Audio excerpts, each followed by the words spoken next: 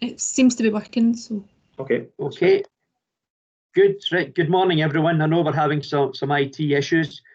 Can I remind everyone, though, just before we begin, that the meeting is being recorded and that a copy will be made available for public viewing on the Council's website.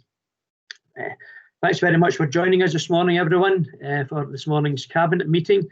Can I kick off, first of all, then, with the first item on the agenda, and report apologies for absence. I know I have apologies from Councillor Devlin.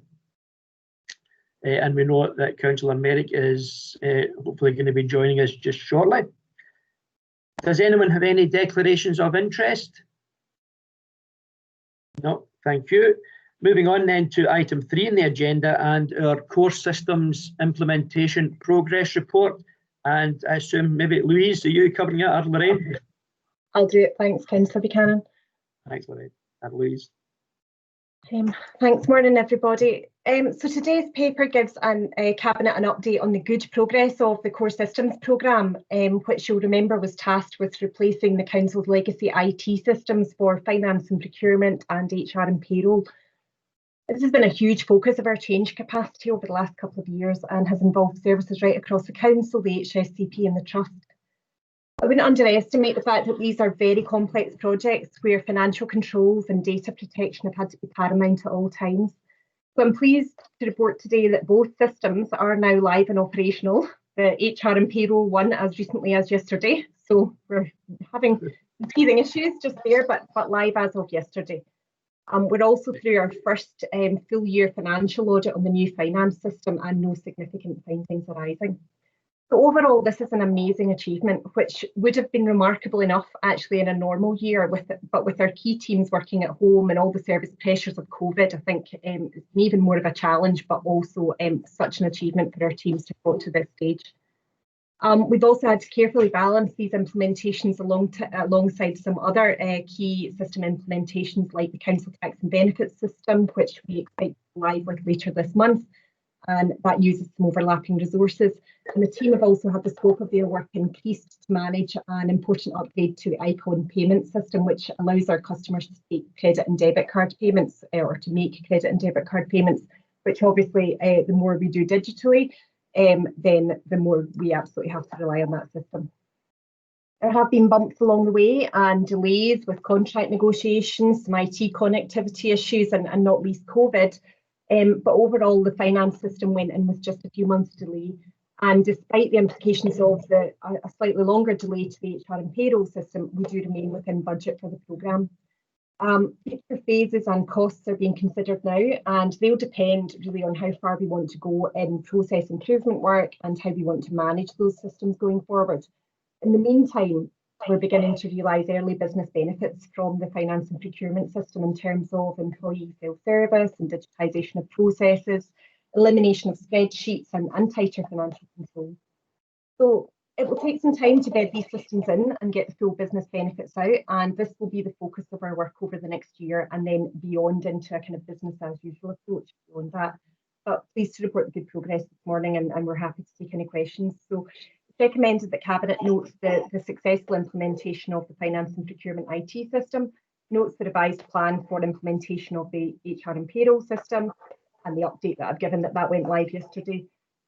Notes that the overall programme remains within budget, but that there may be future costs depending on how the level of efficiencies that can be projected from future phases, and commends the continued delivery of what's been a very complex programme across a challenging year, and the ongoing realisation of business efficiencies from the phases delivered to date. Thank you. Thanks very much, Louise, for that report. I think I would wholeheartedly agree. We know it's been a long time coming getting to this stage with the systems now becoming operational. We know the difficulties we had with our old systems and upgrading it, which is the right thing to do and has always been the right thing to do. And unfortunately, COVID has probably made that task all the more difficult. So I think a huge amount of thanks to everyone that's been working on these systems. We know we've had the kind of dual process in place for some time while we've been doing the testing. And so it's very much appreciated that the work, that although slightly delayed, All of the work is now progressing significantly, and that's great to see. And I think it has been credit to all of the staff working on them to keep that going in such difficult circumstances. It would have been difficult enough in the best of times to manage the transformation, but during what has been a very difficult time with very significant changes to how we do our business, then it's been all the more relevant, I think, that we've got to this stage. Happy to open it up, colleagues, for any comments. No. Okay, on that basis then, again, thanks to all of the staff. Thanks very much, Louise. I'll be happy to note all of the recommendations that Louise has outlined in the paper, and all the best. And hopefully everything will continue to work as it should, and the transformation will continue, and that we'll get all of the systems operating as they should. And that will be for the benefit not just of our staff, but for the general public as well, in terms of contacting us and how we do business across the board. So thanks very much for that, Louise. Happy to note all of the recommendations. Thank you. Thank you. Moving on, item 4 on the agenda, colleagues, is the Strategic Housing Investment Plan. And I assume, Phil, are you covering that? Yes, thank you, Leader. As explained in paragraph 1, the purpose of the report is to seek approval for the proposed Strategic Housing Investment Plan for the next 5 years from 2021. This paper comes to the Council each year, and I do accept it can be quite a confusing paper because it contains lots of acronyms such as RPA, LHS, AHSP, and also a lot of figures.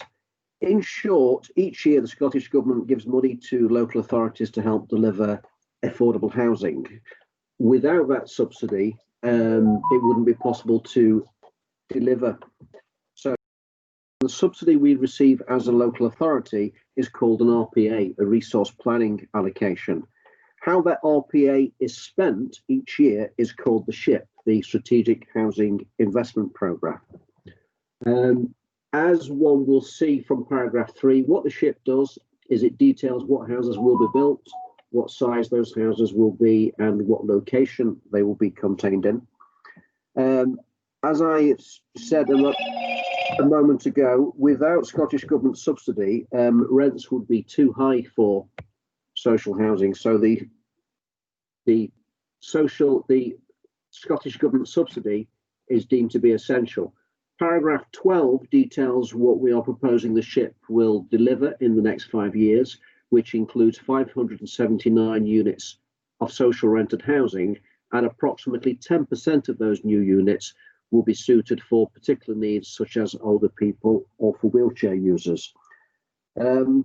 I would like to reiterate a point that was made at Cabinet last week when we discussed the Council House Building Programme, which states that if we don't own the land, then we can't always control the timescale in which we build.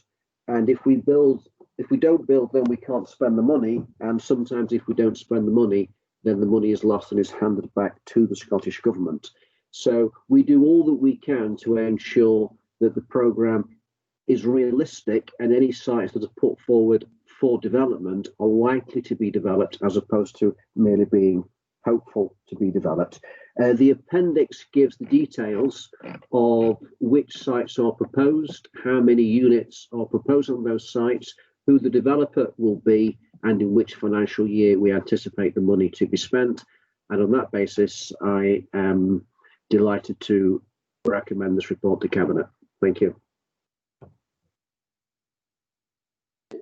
Thanks very much for that, Phil. I think, just speak for us all, delighted with this report and how they have changed over the years, from not so long ago not being able to build any council housing to now be in a position where not only do we built significant numbers of properties in the past few years, but are looking to the future and increasing our council housing estate significantly, and indeed our affordable housing estate across the board. And that's all good news, I'm sure, for our residents. So thanks very much for that, Phil. Happy to open it up for any comments. No, don't have anyone. Okay, again, thanks very much, Phil. I think that this is fantastic news. I think the increase in the supplement and the way that we're moving forward in terms of our housing shows a huge amount of work that's been involved in that and getting us to this stage. And I'm sure we all welcome the significant increase in properties that we have across the authority, not just in areas that we've traditionally in the last couple of years been able to build, but being able to build across the authority will make a significant difference for a huge number of our residents moving forward. So thanks very much for all of the work that's been done in relation to that, Phil. Cabinet, we are asked to approve the Strategic Housing Investment Plan for 2021 to 2026 and note the further report will be submitted to Cabinet early in 2021-2022 in relation to the resulting Strategic Local Programme Agreement with Scottish Government, which will confirm the programme of housing projects to be locally over the next 2 years. Are we happy with those recommendations, colleagues? Okay, great, thank you. Moving forward then on to item 5 on the agenda, and another good news story, the place branding and economic recovery. And I assume, Andy, are you covering that for us? Phil again? Yep, that's myself. Yeah. Thank you, Leader. As paragraph 1 states, the purpose of this report is to seek Cabinet approval for a place branding strategy for the Council to promote economic recovery.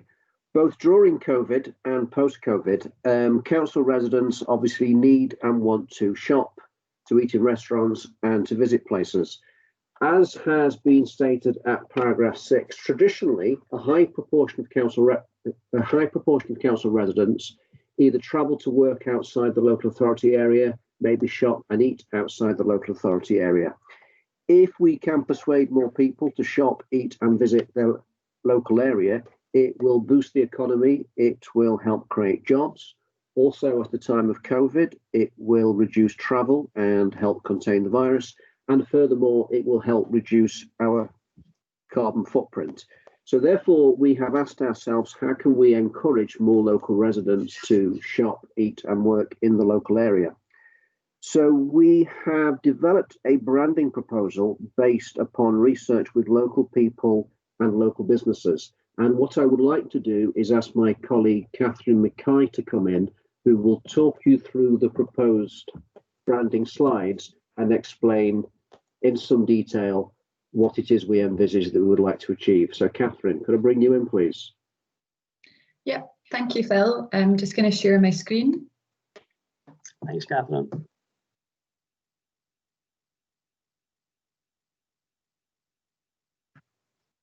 Okay, just to check that everyone can see that okay, the presentation?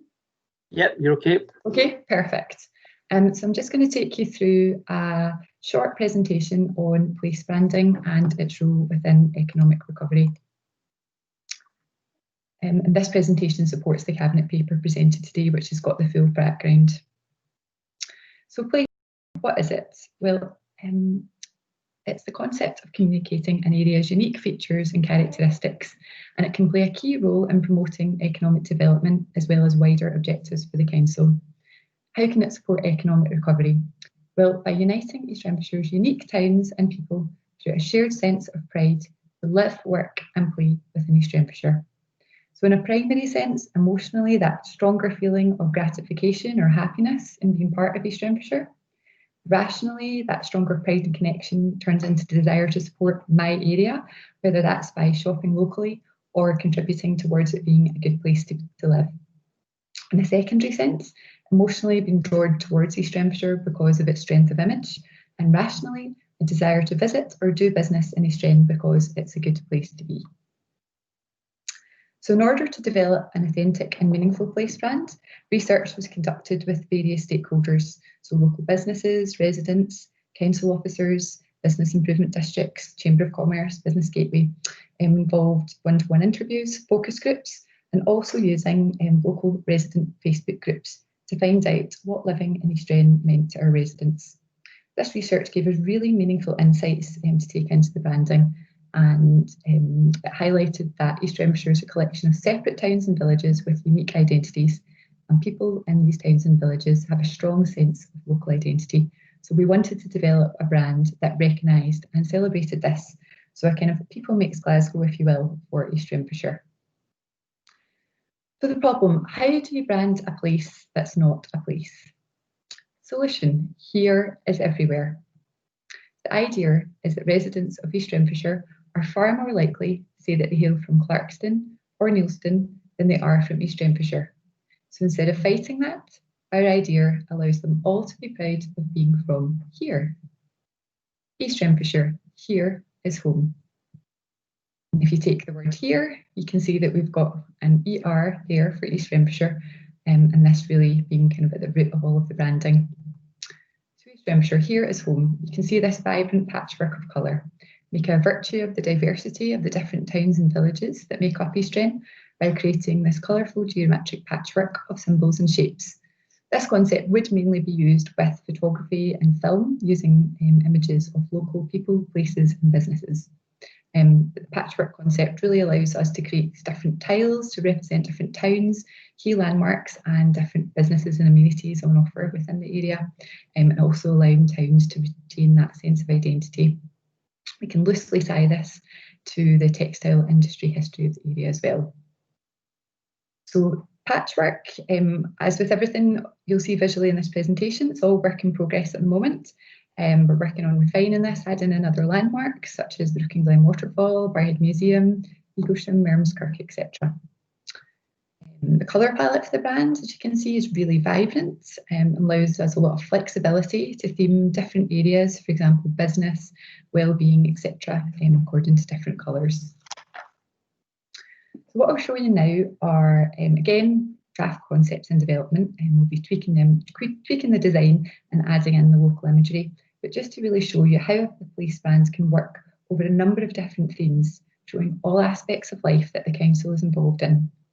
In the first instance, the focus of campaign would be on supporting economic recovery and businesses, as well as community wellbeing, but just to show you how this could work and develop over the longer term. So work here, play here. So tourism theme, I can go exploring here and here. Linking to community wellbeing and exploring our outdoor spaces, take a look over here, enjoy all of our hidden gems.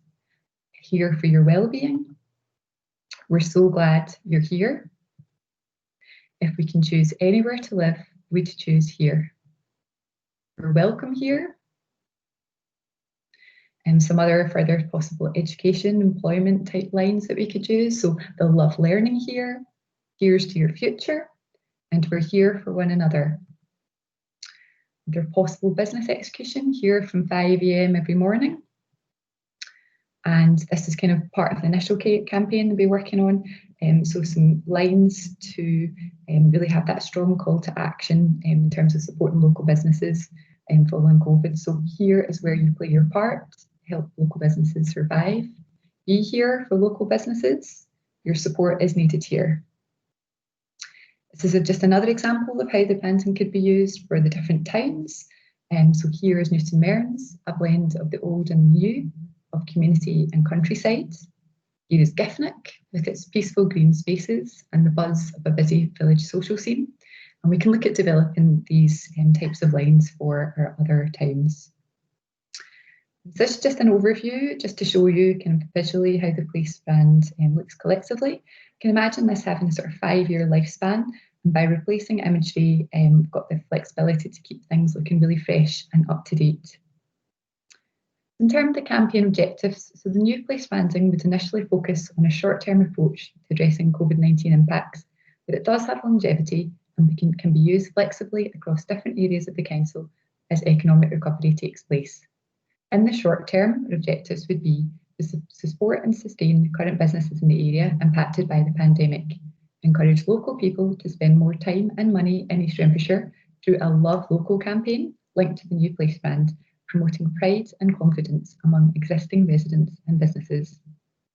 Secondly, to unite our local communities across East Ren and encourage people to discover or rediscover more neighbourhoods within the area.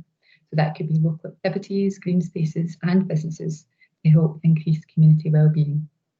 Over the medium to longer term, we've looked to use the branding to raise the profile of East Renfrewshire as a desirable, dynamic place to live, work, invest and visit, to attract new businesses and inward investment to East Ren, and to continue to attract new people to live in the area, supporting the housing market, and finally to increase tourism opportunities linked to the tourism strategy. So this is the last slide, just to talk about the marketing campaign. So we'll be proposing a really highly visible marketing campaign using this new place branding with photography and filming of local businesses and places. Campaign assets would include banners on bus stops, refuse vehicles, lampposts, billboards, and within parks and council venues.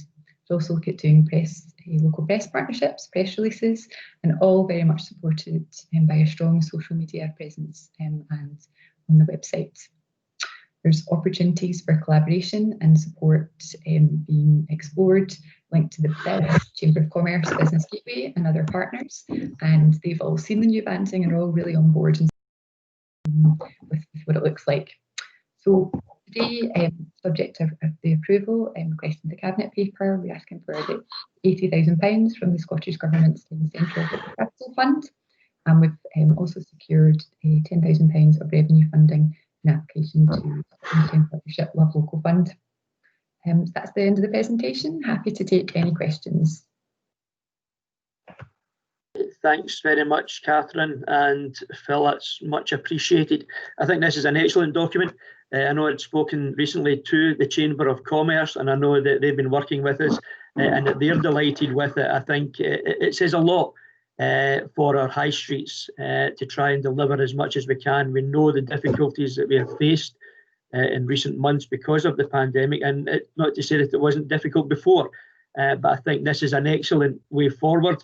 Hopefully it will highlight what we have across the authority, and that people will be encouraged to go out and to shop local and to use the facilities that we have across our authority. Happy to open up for questions.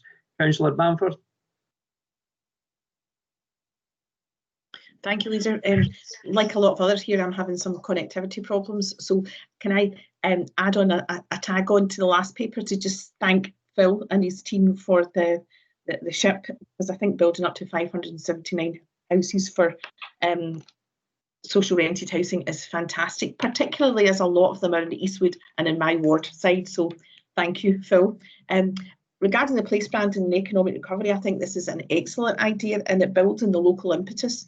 It's one of the silver linings, I think, from COVID, that people have become more aware of the diversity of our local businesses and the value of shopping locally. So I think anything we can do to sustain and build on that is to be commended. So thank you, Catherine, and your team. Thanks, Councillor Bamford. Councillor Kane.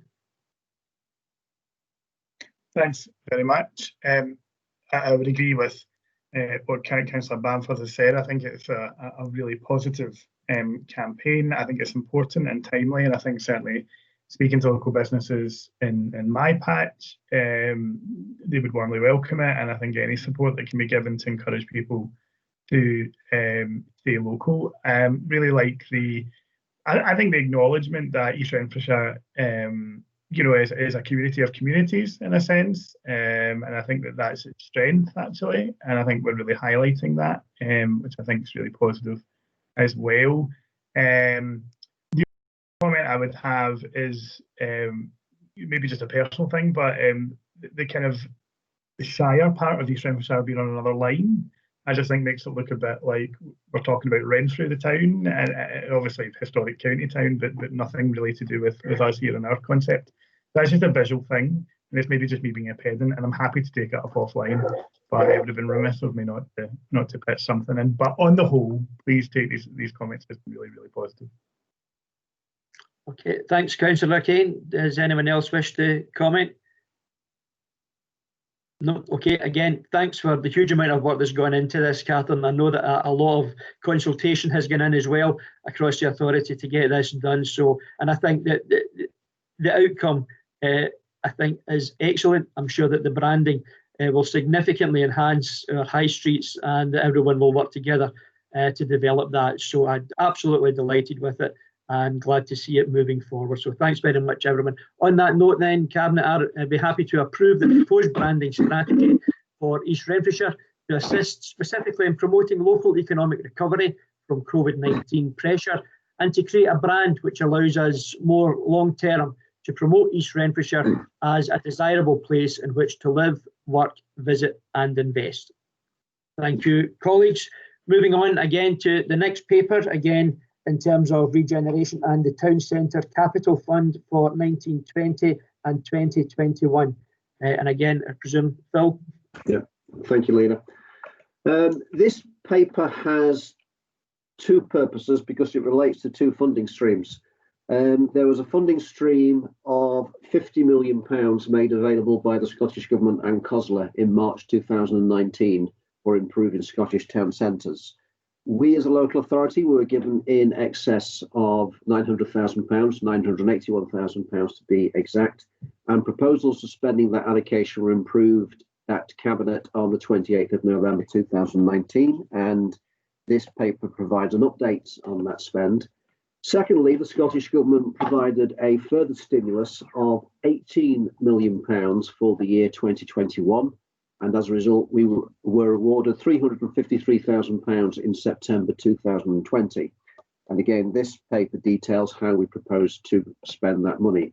In relation to the first stream, and also what I perhaps should add, is paragraph 7 details the circumstances or conditions under which the money should be spent, looking at things like it should be linked to a long-term strategy, it should be extended to localities with a population of 1,000 or more. So there are certain rules or conditions for the spending of the money. In addition to that, as paragraph 8 notes, the grant required to be either spent or committed by the 31st of March 2021. And I would like to emphasise to Cabinet how difficult it is sometimes, particularly during the COVID pandemic, for us to progress works to the extent that contracts can be signed in such a short period. In relation to the 1920 projects, this included a variety of things, such as an intelligent lighting scheme in Barhead, public realm improvements in Eaglesham and Neilston, and an extensive winter lighting programme in the various town centre and village locations. With regard to the winter lighting programme, I am pleased to say the majority of the equipment has been installed and can be activated before Christmas of this year. There is a small underspend of £122,000 from the 1920 allocation due to the signalised junction at Barhead Road in Newton Mearns taking longer to develop than anticipated. That was due to the need to go to a tender, and therefore that extended the time frame and meant that it wasn't possible to spend the money in that time frame. So consequently, that £122,000 has been carried forward and added to the additional £353,000 we have been awarded on the current round of funding. Again, there were conditions attached to this money, and that they are outlined at paragraph 14. Paragraph 17 details what is proposed that we spend the money on. We have tried to have an appropriate balance across the council areas.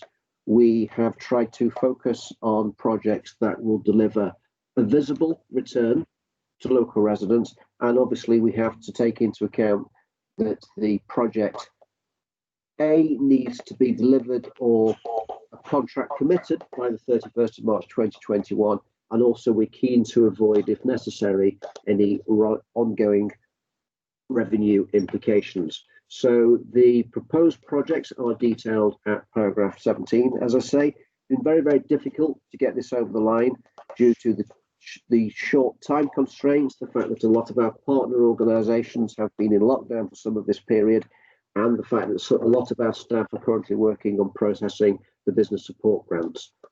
On that basis, what we've done, I am delighted with, and I'm delighted to recommend this report to the Cabinet. Thank you. Okay, thanks very much for that, Phil. Much appreciated. And again, I think this is another excellent report in conjunction with the previous report, and it highlights a lot of the work that is going on. And I already know from it's been installed, some of the feedback is excellent, and again I know that the Chamber, in respect of all of our local businesses that are members, are delighted with the work that has gone on and what we've been able to achieve.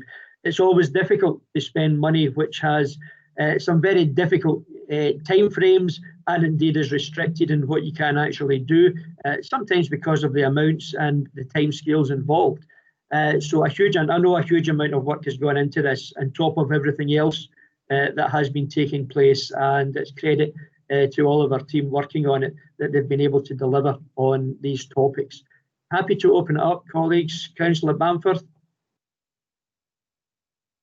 Thank you, Leader, and thanks, Phil. I know particularly the lights have cheered people up in these dark times, but can I, if I may have your indulgence, add another project to the Town Centre Capital Fund, which unfortunately I was unable to bring it prior to the papers being published. Some of you might be aware that the Peter Pan statue at the site of the old Mearnskirk Hospital.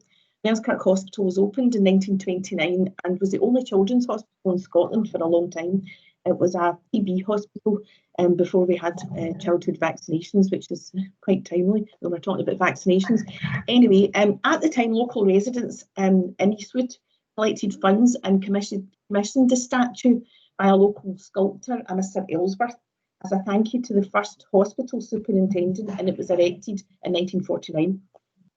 As you all know, the land at Mearnskirk Hospital was sold off in the 90s, and it's now a housing development. But the statue was moved to the old, what became a nursing home part of the hospital. That's now been sold and it's been removed. The Peter Pan statue has been removed by the new owners for safekeeping in Bowness.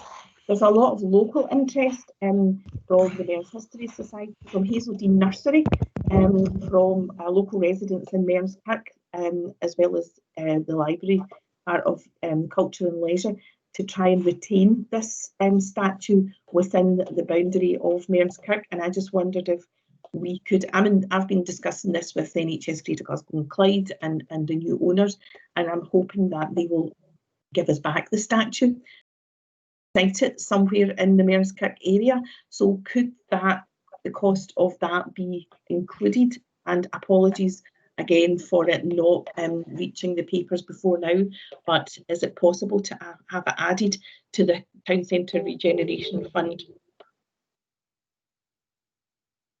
Phil, I presume you might be able to answer that. Bamford, yeah, I think it is a worthwhile project that's been highlighted. I know you had spoken of it. Mr. Dawes, are you happy to see if we can add that in? Yes. Obviously, we have a set fund, but I think the amount that we would be looking at isn't excessive. We need to establish where we'd wish to locate it, whether we want to place it on a plinth or whether it be freestanding, etc. But not only would I not object to it, I think it is the kind of thing for which the money was awarded to local authorities, and I think it would add some historic importance to the local area. So yes, I think it would be a good project. Okay, thanks, Mr. Dawes. Councillor Kane. Thank you very much. Mr. Dawes will be relieved to know that I'm not bringing a project to add on, but rather just to welcome the paper and to welcome, I think, the thought that's gone into ensuring that each community can be, have some goodness out of it. I think in these times particularly, it's about enhancing our town centres and our village centres and ensuring that they're welcoming places. Lots of focus, obviously, on projects, whether that be winter lighting or kind of intelligent lighting, and I think that's really important because we want to ensure that as many people are using our local community centres as much as we can, and that follows on obviously from the previous paper about helping people shop locally. I think just want to welcome certainly the creation of a menorah at Clarkston to Mark Hanukkah. I think we would all want to welcome that, but I know that it's been a particular desire of the local Jewish community for many years, and I know that the Provost, certainly the leader and myself and others have been engaged in that work and trying to bring this to fruition. So it's good to see that we can use some of this money to make that a reality. And again, we're celebrating the diversity of East Renfrewshire and doing that and ensuring that our town centres are vibrant and places where we have community celebrations as well, which I think is really important to the community. So So just a well done on the paper, and look forward to seeing these projects continue to roll out. Thanks very much, Councillor Keynes, and happy to agree with all of that. It is excellent because it does touch, as the previous paper did, on the diversity of our respective communities, and it looks at bringing all that together up to what makes East Renfrewshire the area that it is. And I think it's excellent that we are managing all of these projects across the authority, which each have their differences, to bring them back in and highlight and focus on our respective town centres and villages. Mr Daly, you wish to come in? Thank you, Leader. Yes, it's just in connection with the proposal from Councillor Bamforth. Clearly the project is listed in the report, fully commit the funding that's available. So I think Councillor Bamforth's suggestion would really need to be contingent on any of these projects potentially coming in under budget to release the funding from the fund to allow that to be completed, unless Mr Dawes has got a magic money tree somewhere that he can find additional funds from. But it was just to make that qualification that with the fund fully being committed, you know, there would need to be an underspend if it was going to be funded out of the actual town centre fund itself. Yeah, no, I think, we appreciate that, and we will look at the project. I think the first thing is, I'm sure we're all happy to include the project, to get it looked at and see if it is feasible, first of all, in actually getting the statue and being able to retain it, and then look at potential siting of it. So I'm sure that will be factored in. Mr Dawes, you wish to come in again? Yeah, just to say, Eamon's point is correct. A lot of the sums that are allocated to the proposed projects are estimated sums, so that there is a potential that a lot of these could come in under budget. Much will depend upon the detailed specification, but we will do what we can to try and accommodate it. Okay, thanks very much. Councillor Lafferty.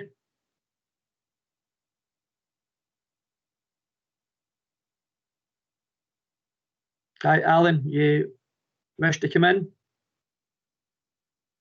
I apologise. You missed out the stream of invective there. That's just as well. Yeah, I support the paper presented by Mr Dawes, and if anything's getting spent and Eaglesome additionally, well, that's fine, as long as not one brass farthing is taken away from the modest expenditure in Busby. Thank you. No, absolutely. I think all of the projects listed are certainly all very worthwhile, and hopefully we will manage to deliver on all of them, subject to the appropriate funding being in place, and indeed the mechanisms that will require everything else to fall into place to deliver it. But on that basis then, colleagues, I'll be happy to note the background and objectives of the Town Centre Capital Fund, note the progress of these projects funded in 1920, and approve the additional projects totalling 475,000 for 2020-21 as set out in the report. And of course the additional that will investigate the Peter Pan statue and see if it's possible to do that as well. Okay, thanks very much, colleagues, for your approval. Moving on then to item 7 on our agenda, and it's an additional paper in terms of early learning and childcare and the expansion for 2020. And I think Mr Cahill and Mr Dawes, I'm happy to do this one, Leader, thank you. Yeah. So this is a comprehensive and detailed report to try to bring the Cabinet and eventually the Council up to date on where we are with the early learning and childcare expansion proposals. But before I start, I'll try and just focus on some of the key issues that are in the paper and try to explain it. It's really complicated, and I'm sure all the members, having read it, will understand that. So before I start, I just want to make clear this has been an extremely challenging situation for my staff in Property and Technical Services. And while staff may not have followed the rules exactly, they've done it for the best reasons. So I'm asking the Cabinet for their indulgence in that respect. I won't go over the background of what the early learning expansion is. As you know, it's about 6 nurseries, and it's to meet the Scottish Government's guidelines for entitlement of 1140 hours for all eligible children. I'd also like to highlight that from the start, this has involved considerable disruption for the children and their parents for various reasons. And in that respect, it was always important, or really important, that the new nurseries could be completed and opened as quickly as possible. And I think many members will be aware of that, comments that have been made by parents. So the building contractor for 5 of the projects was Heron Brothers, and the projects, the contracts commenced on the 10th of June, and the completion was originally expected for around July 2020. I've already highlighted in the report that this had been flagged up, some of the issues about the COVID virus for projects, and in particular the early learning and childcare expansion.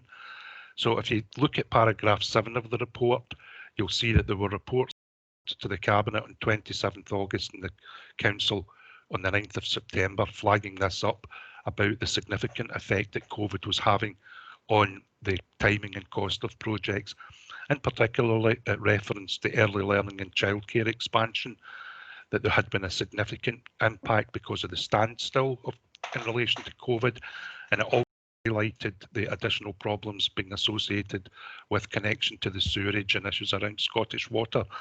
And there was a figure put on that of, at that time, about 1.8 million, but that was very, very much just an estimate.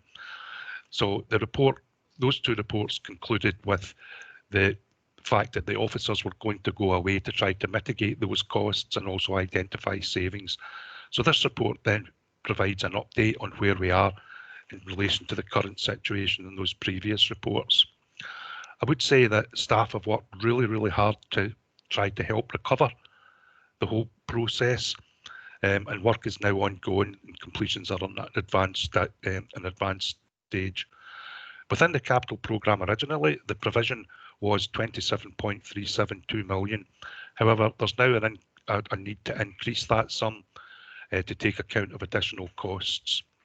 And I'll try and go through these and explain them as simply as possible. If members will be aware, the Scottish Government issued guidelines at the start of the lockdown, and HB, Heron Brothers, stopped construction on site on the 24th of March. They then secured the site, all the things that they have to do. And we're confident that Heron Brothers took all the relevant steps to mitigate the cost and retained only staff that were absolutely necessary, and also services and plant, because you can't, it's pointless to, if they're renting plant, to take plant away off the site and then bring it back on again. It's just really, really difficult. So that situation existed until June, late June 2020, when they were allowed to reopen. But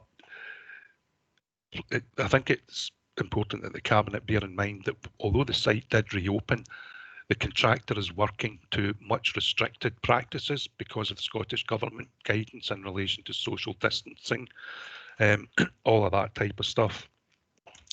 Within the building contracts, there are provisions that provide for the contractor to argue that they are relevant to entitled to additional construction time, obviously, but also in some cases additional financial payments. We took advice from legal early on in the process, and at no point did we ever concede additional costs. However, I'm asking the Cabinet to consider, with the general objectives of protecting the economy, including the construction industry, that some of the stuff we've talked about today, and the certainty of having an agreed figure following prelim discussions, it's now being proposed that we share the additional COVID-related costs with the contractor. The advantages of that, potentially, it just avoids uncertainty and it avoids the potential cost of litigation. It also maintains a good relationship, a good working relationship with the contractor, and it also protects the remaining part of the contract, so we don't get into a situation potentially where we have a legal conflict and the contractor then stops working on the site.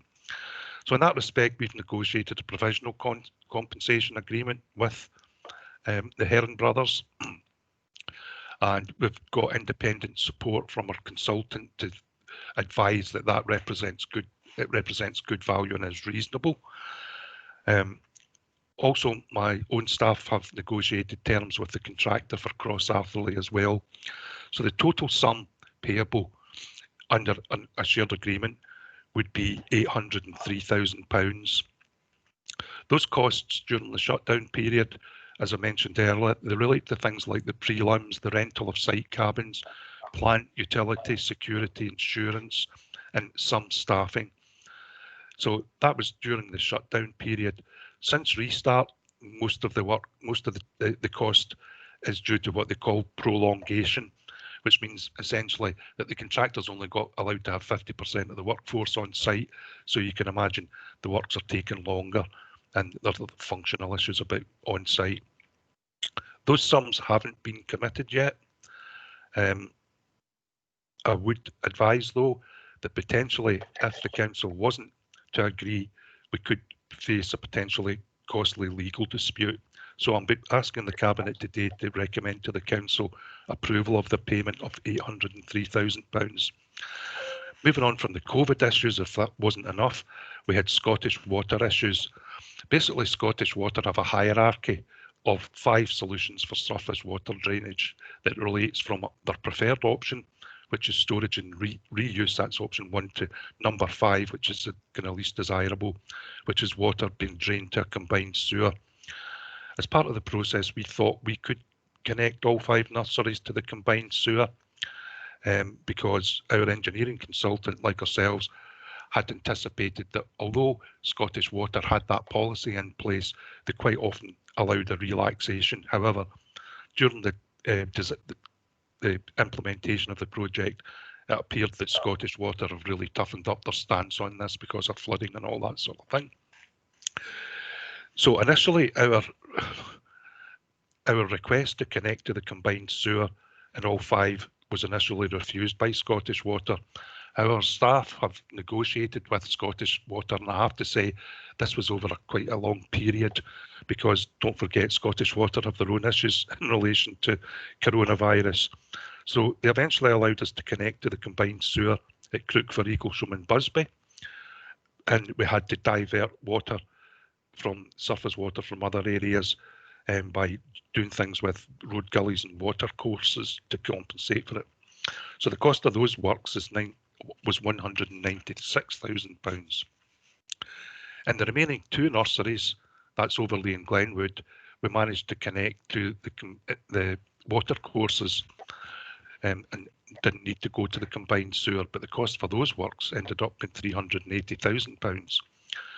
It's really important for me to emphasise that given the urgency of getting the nurseries open, the advanced stage of construction, and the clear need for all nurseries to connect to the sewerage system one way or another, those works have already been instructed at a total cost of £526,000.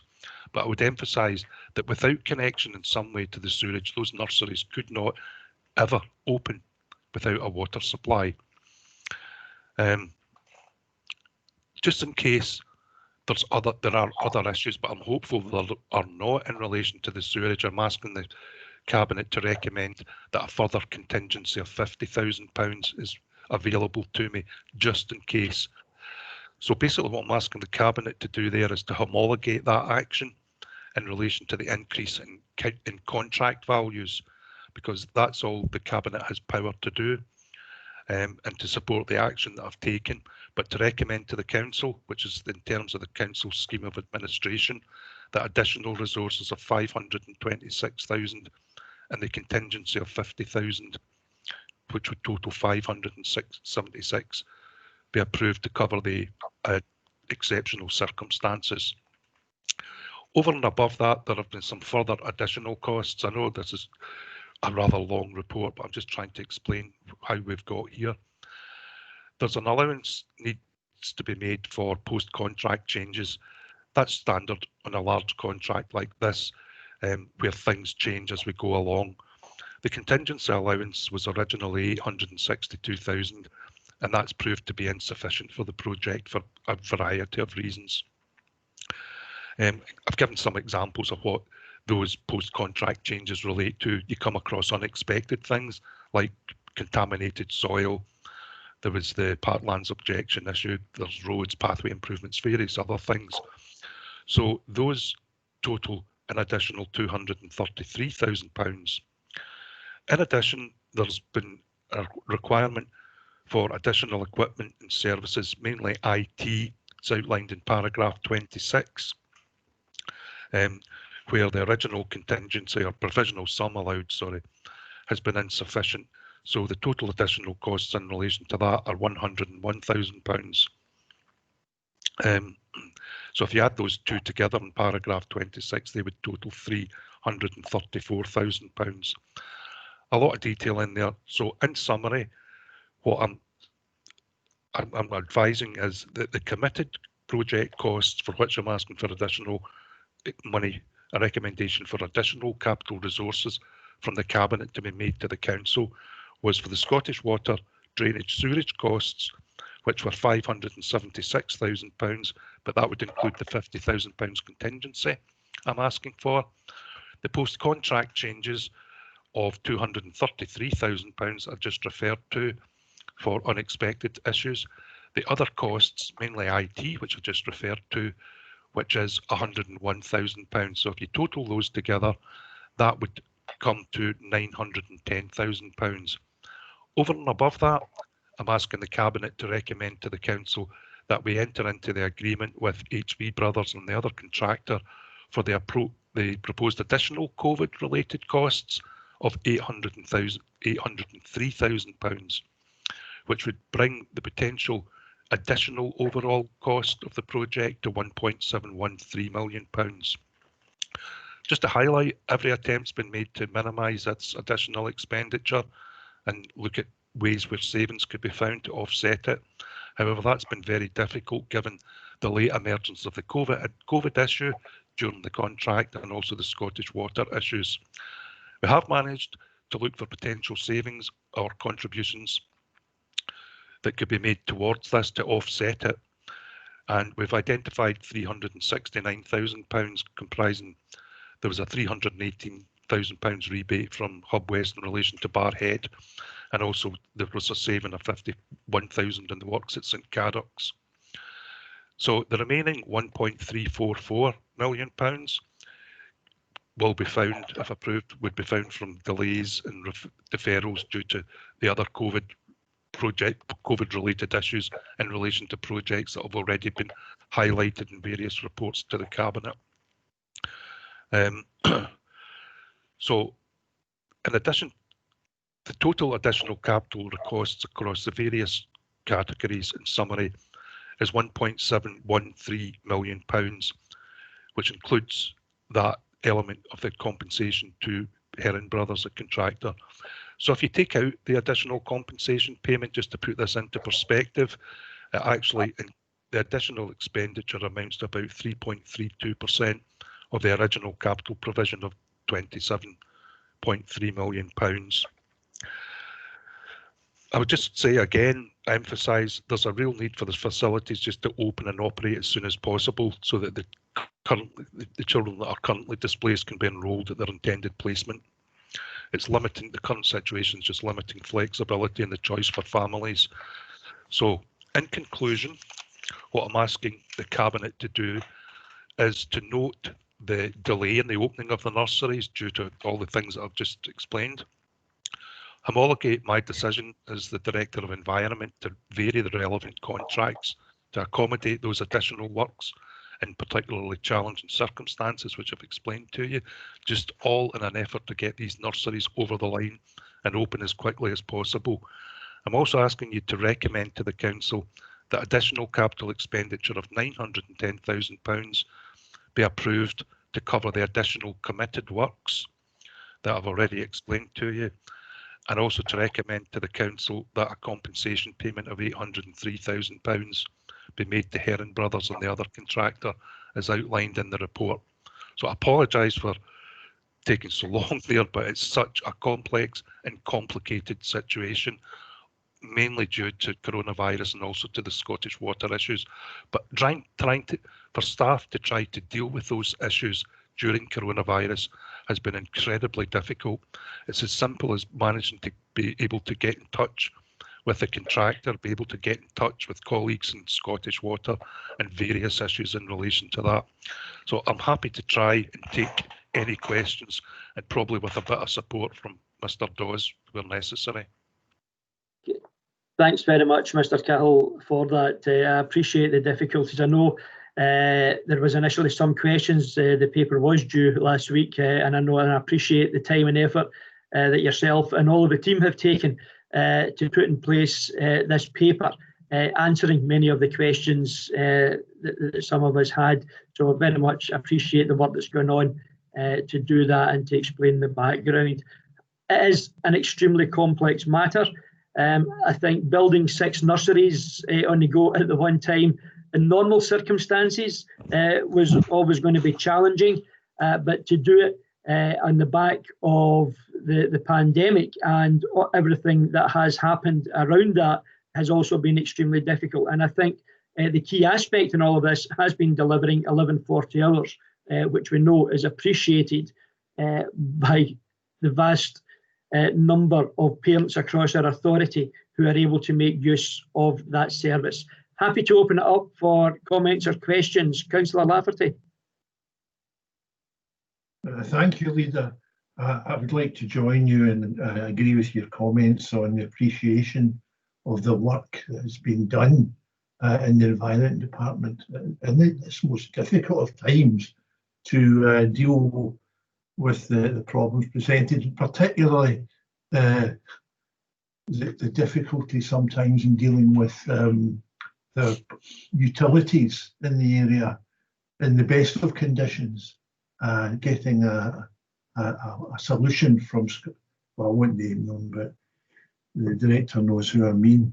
I'm a wee bit nervous whenever I hear about, combined sewers where rainwater goes into the same channel as the effluents.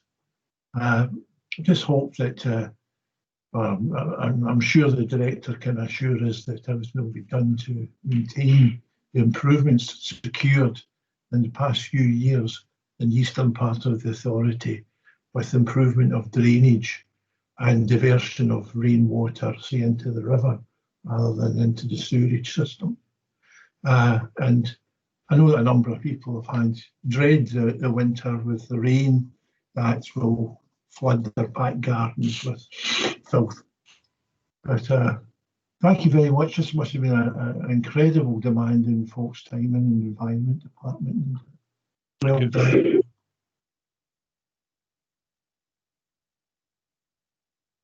Councillor Lafferty for those comments, and I'm sure we all agree. Drainage in the eastern side of the authority has been an issue for a number of years and has much improved in recent times. That's not to say that there still won't be issues and that work continues to be done. But yeah, I was delighted as well to see that the work ongoing to mitigate many of the circumstances hopefully will take place and be able to allay some of those fears that may have existed. Councillor Bamford. Thank you, Leader. And thanks, Andy, to you and all your team. I know this has been a mammoth task, particularly during COVID and particularly because we need to get these nurseries open. So thank you for all your work. And I'm a bit disappointed that he who shall not be named, SW, have been a bit, well, yeah, we know how difficult they can be. And I think it's great that you managed to negotiate with them. It would have been good if they had negotiated a bit of compensation as well towards the £526,000, but hey ho, I guess getting any compromise from them is good. Can I ask you a question about paragraph 26, the other costs, about the very end, the third bullet point about the redesign of elements within the new pavilions at Overlea and Crookford to meet both client, education and Sports Scotland specification. Is that something that the consultants at the start, should that, was something change, and should that not be included in their overall fee if there was any redesign elements that have come up during the course of the build? I'm just wondering why we're paying them extra if we've already paid them a fee. No, that's not to do with payment to the consultants. If to just clarify, what happens in some of these, it's a payment for additional works or a change to the works specified that we specify to take place on site, which is done by my staff. When you start off in some of these projects, particularly a huge project like this, the original specifications can only really be best guesses at that particular time. And what happens is, as specific elements get worked on in more detail as we go along, some things change because something might not meet a standard, a requirement in relation to space, for example, or any particular thing that that might change as you go along. So basically what I'm saying is, as you go along, you go into the detail and you start to work it up, things do change. And that's why we include a contingency at the start. And in this project, what I was highlighting was that the original contingency was set at a guess at £862,000. And because of these changes that we made as we went along, that wasn't enough. Does that explain? Thank you for clarifying. Thanks. Yep, thanks, Mr. Cahill. Councillor O'Kane. Thank you. My camera's off just because my bandwidth seems to be having a bit of a nightmare, so I'm hoping that by doing this, it'll help keep me online. I think really just more of a comment in terms of this has been a really challenging process, I think, in terms of being able to deliver the size and scale of this project. And I think, you know, it is kind of coming to the end point now of delivery, and we've had all the issues around COVID and around conversations with funding, but really to deliver a project of this scale, I think it's quite incredible. I just want to thank Andy. I think Andy's given a very full account of the reasoning and of the justifications, and I think that's been very helpful, and he's done that in his usual style. And you know, I think for anyone looking at this, you know, it's just important that we have that level of detail. So thank you for that. I do understand that young people have been visiting Crookford, their new home, their new nursery, and certainly are very excited and pleased about the facilities on offer there. So that's a positive part of this, I guess, in terms of certainly the challenges that have existed. Okay, thanks, Councillor O'Kane.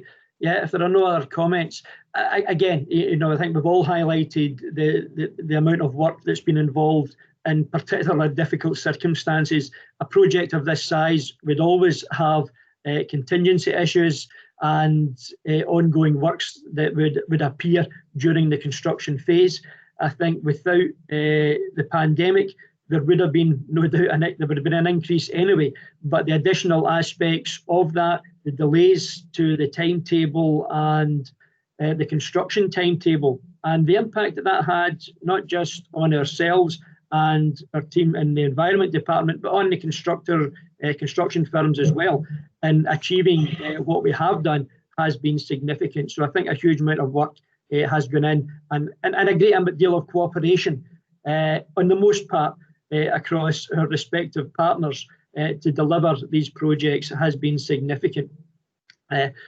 On that basis, colleagues, I'll be happy then to note the delay in the opening of the nurseries due to the impact of the COVID virus on the construction industry. Homologate the decision by the Director of Environment to vary the relevant contracts to accommodate the additional works in particularly challenging circumstances in an effort to open the nurseries as quickly as possible. I recommend to the Council that the additional capital expenditure of £910,000 be approved to cover the additional committed works, and recommend to the Council that a compensation payment of £803,000 in relation to coronavirus issues to be made to Heron Brothers as outlined in the report, again for the delays that occurred through no one's fault that we have had to deal with in order to get construction back underway and to deliver the 1140 hours for residents across the authority. I'd be happy to approve those recommendations, colleagues. Okay, thank you. Thanks very much again, Mr. Cahill and Mr. Dawes, and indeed all of the team for the ongoing work during these difficult times, and it's very much appreciated. That brings a conclusion to our papers this morning, colleagues. Thanks very much. I know it's been a slightly longer meeting, but I think a number of very good news stories overall throughout this morning's business. So thank you very much to that. I appreciate your time, and hopefully stay well and speak to you all soon. Thank you. Thank you. Thank you. Thanks, Leader. Bye. Well done, everybody. Bye. Thanks a lot. Bye.